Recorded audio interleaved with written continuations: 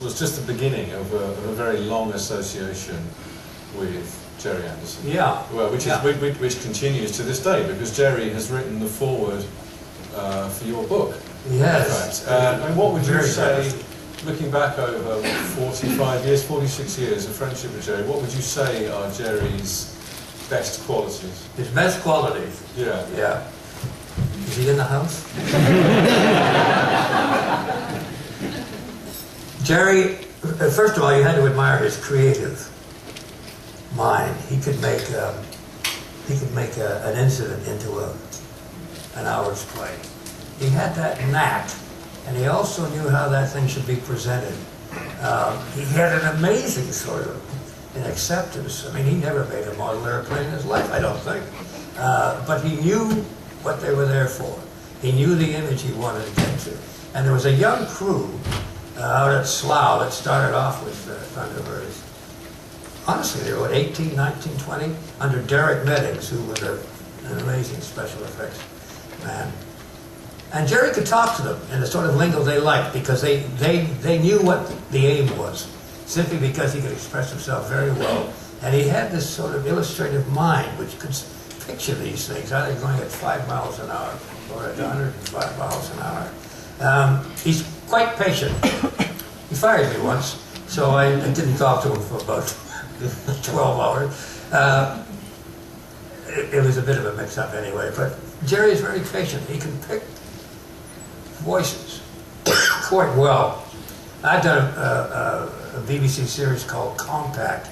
I don't think very many of you will remember that. It was back in the dark ages.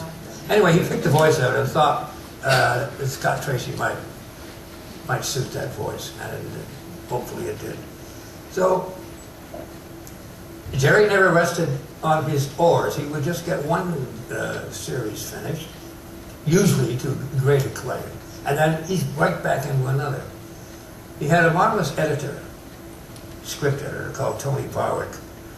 Tony's favorite move was to think of an impossible situation to get out of. No way. And then he would write a script for a half hour or an hour and tell you how he's going to get out of it. And he did. And he had an immense talent for this sort of thing. Did Tony have any influence on you as a writer? Yes, he did. First of all, as a golfer, he was a terrible golfer, so I couldn't learn anything about golf from him. But he was a natural writer. He could build in climaxes and semi-climaxes into a script without even knowing what time it was. Usually you've got a watch or some sort of timepiece which alerts you to the fact that you've got to create a high point in a story at that point and then let it die. But he had this sort of natural understanding of how a script would go. And he commissioned, it was Sylvia who commissioned the script, so the Captain Scarlet, I had about 4 scripts to do on the truck, because I'd done some publicity work for them, for the American syndicated market. But Tony never said, do this, do that, this is how. He just, more or less, would take you through the script you were offering, and just very quietly, very firmly tell you where or what could have been done just a little bit better. Yeah. So, outside of your work for Jerry, I mean, you've also appeared in 3 James Bond films, which yes. I think you're probably almost as well known for. Do you have a favourite memory of working in the Bond films? Well, yeah, it's such a large affair, pardon the expression, production, that things are bound to go wrong or slip or get out of schedule. One very happy afternoon that was celebrated at Pinewood Studios during The Spy Who Loved Me. You start off, first of all, just walking on stage, and I did it, and there's Sean Connery. Now, stepping out of a lift, and 3 feet away is Sean Connery, all 6'2" of him, or whatever it is, and that face, which is indelibly knocked into your head. I mean, you forget your own name. Well, what are you doing there? Thank God I only had about 3 words. Otherwise, I would have blurred that. Anyway, the next one was You Only Live Twice, which is one of my familiar rules in a computer desk, which I hadn't a clue as to how it worked. And then The Spy Who Loved Me for Lewis Gilbert. And that was a delight. Barbara Bach and Barbara Bach. Anyway, she had a shower scene. Wasn't like Psycho. I mean, it wasn't nothing like that.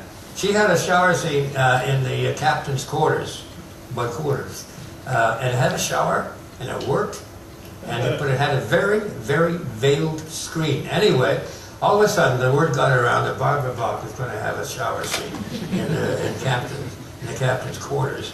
And I can't tell you the amount of people who always showed up. They hadn't seen each other since the last fire drill. Amazing.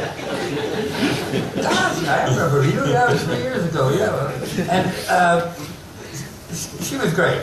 I didn't see Ringo. I think he declined to attend the filming. But she was a sweet girl. So who would you say was, you mentioned Lewis Gilbert just there, who directed Spy Who Loved Me and You Only Live Twice, obviously one of the greats. Who would you say was the greatest director you'd ever worked with? Apart from Jerry, obviously. Yes. What, you come back in the room?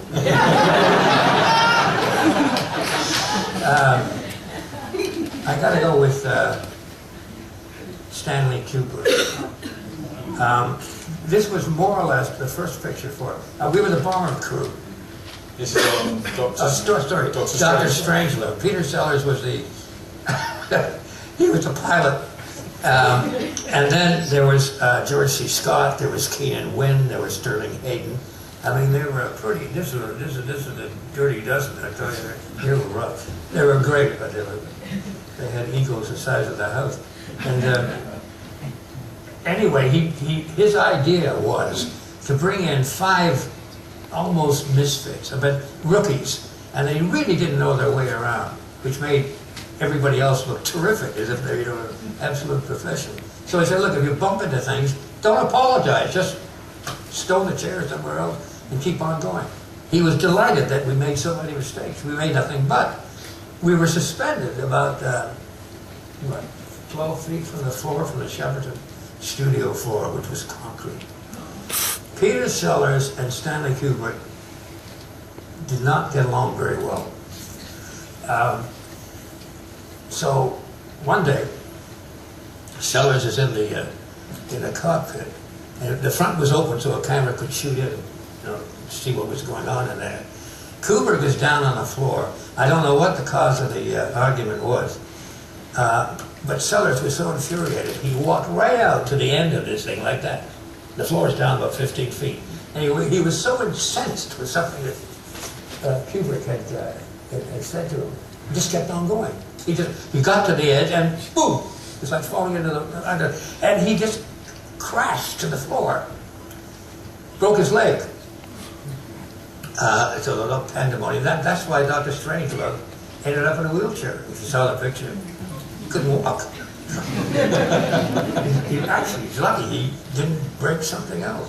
So, but Kubrick was terrific. He had to harness this amazing lineup of big-time talent, and also look after us. And all we were doing was stumbling around the set. And somehow or another, he coordinated the whole thing. So the picture came out, and I think was one of the greatest pictures I've ever seen. It just had that. It was so individual, so original. It's a classic. Yeah. And see, these characters, the only trouble I had, because I was the co-pilot, and I had to try to understand what Slim Pickens was saying. Now, if you ever had a guy from the southern states who was trying to give you a whole bunch of jargon about technical needs and technical manifestos and all this sort of thing, Slim's not the guy to tell you. Because you're still asking questions a week after the scene's over. Anything. He's an amazing guy. He ran a ranch in the San Fernando Valley, training trick horses. You know, in the cowboy and Indian zone, we don't see too much of it anymore. Taught them how to fall, how to treat a horse when you wanted them reined in very quickly. He was a master. He was a master. Flying a plane, not so good. But horse is great. Well, I've got one last question for you before we open this up. My last question for you is, if you could go back in time to the very beginning of your acting career? I can't remember it. What advice would you offer yourself if you could do that? Myself, or if I had the impertinence, other actors, is to listen. To really, really listen. And that runs through a large part of one's life. You know, you go for a job, and you're asked to answer a question or give a reply of some kind. And before the question is finished, you're already in your mind turning over how you're going to answer it. To an actor, one of the greatest talents he can have, and you can see it, especially on stage, if an actor is listening, really listening, and not conjuring up something else to reply to whoever asking the question.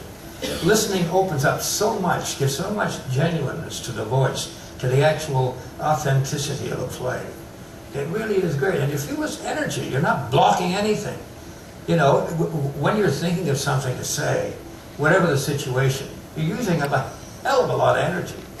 But if you're quiet, if you can get this thing just to modulate a bit, the answer is going to be right. It's going to be appropriate, and it's going to fully respond to what was asked of you. So I would say that's one of the most important, and it's such a basic thing that most people, at least a lot of people, don't bother with it. They're racing on, getting to another platform. So that's what I would do. Okay, well, this is our chance to listen to what the people here have to say. We've got time, I think, maybe for one or two questions from the audience. Thanks. Shane, do you remember... thank you very much, sir. Shane, do you remember Bob Sherman, who was... Very well. You know what he was? Bob Sherman was a sort of a junior league Sterling Hayden. He had a boat, a yacht. Not an opulent one, but he loved sailing, getting out on the sea. And he lived on it. I'm sorry, actually, I just finished telling you should listen. Anyway, what would you like? What can I say? What was quite funny was that I knew Bob Sherman very well, and he was a friend of the family. And his first ever acting role was on an episode of UFO called Close Up, and he played a NASA controller. And I always said to him, did you realise that in fact Shane Rimmer dubbed you? And he said, no way, man. I said, no, honestly true. And I actually showed him the episode. And he went, God damn Shane Rimmer, he dubbed me! And just to let you know, because like, he was really upset about it. But he was very grateful to Ed Bishop as well, because Ed Bishop was fed up with Bob Sherman sleeping on his sofa. So apparently they've got him the gig on Close Up. Yeah. But he said, I can't believe Shane Rimmer dubbed me. There you go, I thought I'd let you know. Oh, I do apologize. One more question?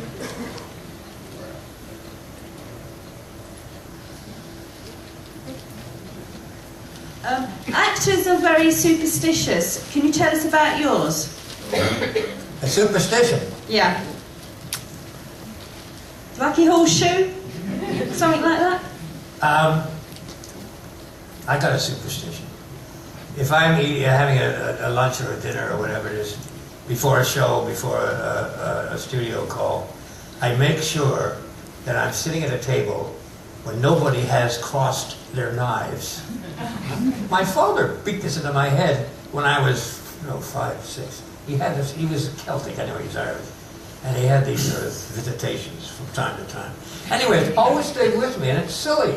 You know, somebody sets down a knife, and I go, thrust myself across the table, trying to get it uncrossed before we wield some sort of black magic. That's the only thing. I mean, you can weigh yourself down with suspicions, and I don't believe, except for the cross knives, that they're going to react on you. Well, Shane, it's been fascinating to talk to you. We've run out of time, but if anybody would like to know more, then you'll be signing copies of your book in the dealer's room in about 5 minutes' time. Okay. And in the meantime, thank you, Shane Rimmer.